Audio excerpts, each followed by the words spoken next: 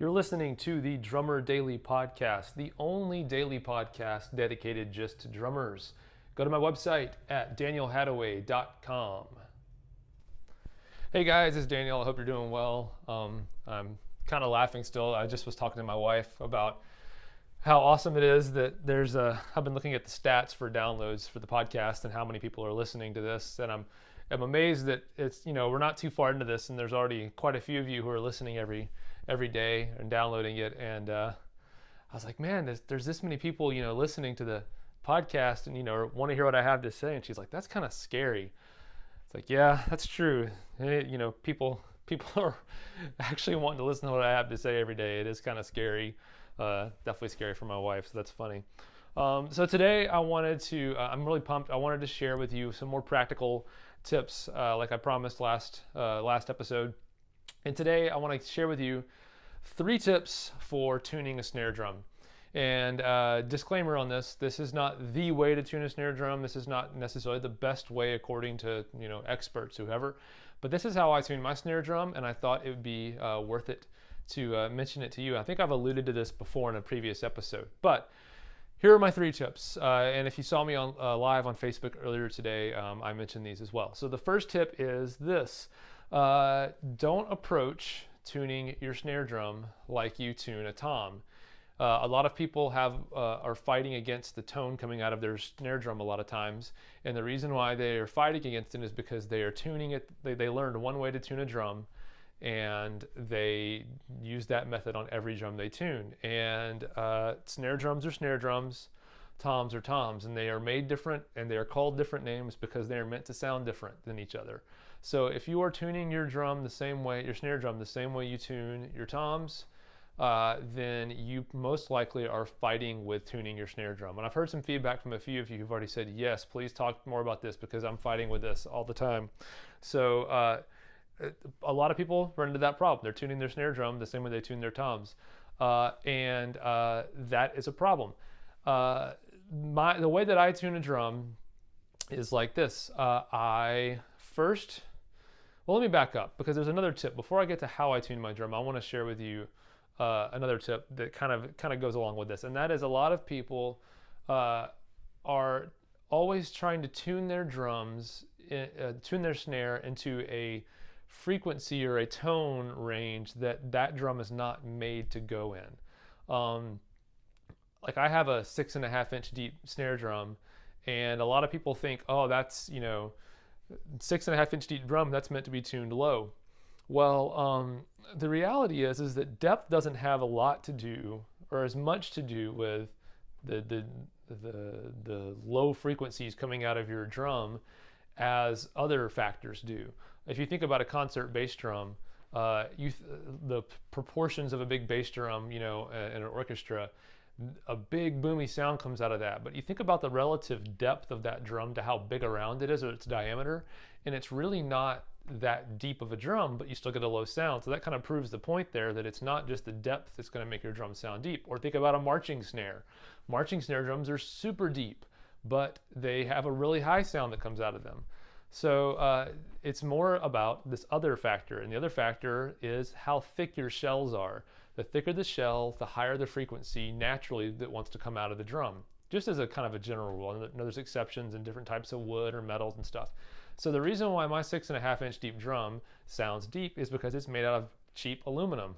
And the aluminum is very lightweight and very thin, and it resonates a lot. So it actually is a lower pitch. And so play around with your drum. Pretend like you don't have a desire for your drum to sound a certain pitch, and just bang around on it, tune it up and down, and kind of figure out where it sounds the best, where the best sound comes out of it. And then tune up or down from there a little bit to kind of get to the spot that you want it to go in. And there's nothing wrong with trying to force a drum to sound a different way than what it's naturally meant to do. But if you're having to fight with your drum all the time to get it to sound a different way, if you can afford it, maybe look at a different drum. If you can't, I always think that a good sounding drum outside the frequency that I want is always better than a really bad sounding drum that's down low or whatever, or really high the way I want it or think it should be. So don't fight your drum on the tone that comes out of it. Kind of go with the flow with it. All right, so back to how I tune my snare drum. So, like I said, this is the way I tune every snare drum, and this is just the way that I've developed over the years. The way that I tune a snare drum is first I tune the top head, and I tune the top head to whatever tone that I think the drum speaks at. Like I said before, based on the drum. So you kind of use that judgment, tune your drum, tune the top head that way. And then the bottom head, I actually tune my bottom snare drum head super tight. And I mean, like, you push on it and it almost feels like a tabletop, like almost no give at all. Now be careful with some older drums because you don't want to overtune a drum. You can actually do some damage to some old drums with softer woods and things like that. And you obviously don't want to break a head either when you have a brand new head you're putting on a drum. You don't want to ruin it with tuning it up too high and too tight and just ripping the head or whatever. So be careful with this. But I tune my bottom snare head up actually, and what I do is I actually tune it up high for a couple of reasons. Number one, the bottom head, when I tune it up high like that, it actually kind of naturally muffles some of the extra honky kind of sounding tones that come out of the drum. So it naturally has a shorter note that comes out of it, which is, for me, more desirable. And the second reason is I actually use my bottom head as a means for controlling snare response. And I think I saw an article a long time ago, interview with Dave Weckl, I think, who mentioned that he does this too. And I'm not like a drummer's drummer, so I don't know much about these guys, so I could be making this up for all I know. But I read some magazine, some guy did it, I tried it, and I was like, hey, this actually works. So I actually, depending on the amount of snare response I typically like to have, I tune my bottom head up or down. And think about the way that the softness of that head is interacting with looser tight snare wires that are sitting against it. So I use the bottom head as a means of controlling snare response as well. But I like my bottom head super tight, and I like my top head to kind of control the tone of the drum. I don't actually think much about the interaction between the top and bottom heads as far as tone goes. I don't have an interval that I tune my top head a fourth, or the bottom head a fourth higher than the top head, whatever. That's how you get a lot of tone out of your drum, and I actually don't want a lot of ringing tone out of my snare. But I get that as good as I can get. I don't really like to detune one lug or anything like that, like a lot of guys do, unless I'm in the studio and I'm only playing one song one time. But detuning stuff like that doesn't really work when you're playing live for an hour and a half, every night. You gotta make a choice to take care of your drum and make sure the sound's gonna last the whole set. And then the third tip I have, so that's kind of a basic overview of how I tune my snare drum. The third tip I have is, it's more of just an observation that you might want to make too. If you have ever played your drums, tuned them up or whatever, and then been in a bigger room where you can kind of get far away from your drums and then have someone else play your drums, and they're not coming through a PA, they're not mic'd up or anything, you might actually notice that the pitch that's coming out of your drums that you're hearing when you're far away from your drums, you're out in front of them, is actually lower than what it sounds like when you're sitting right over them.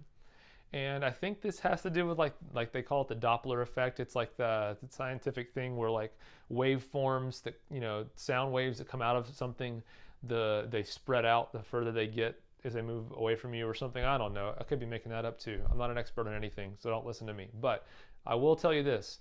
Stand over your drums, sit over your drums, play them, and then get somebody else to come play them, and you stand out in front, and you'll notice the drums sound lower in pitch than they do when you're sitting on top of them.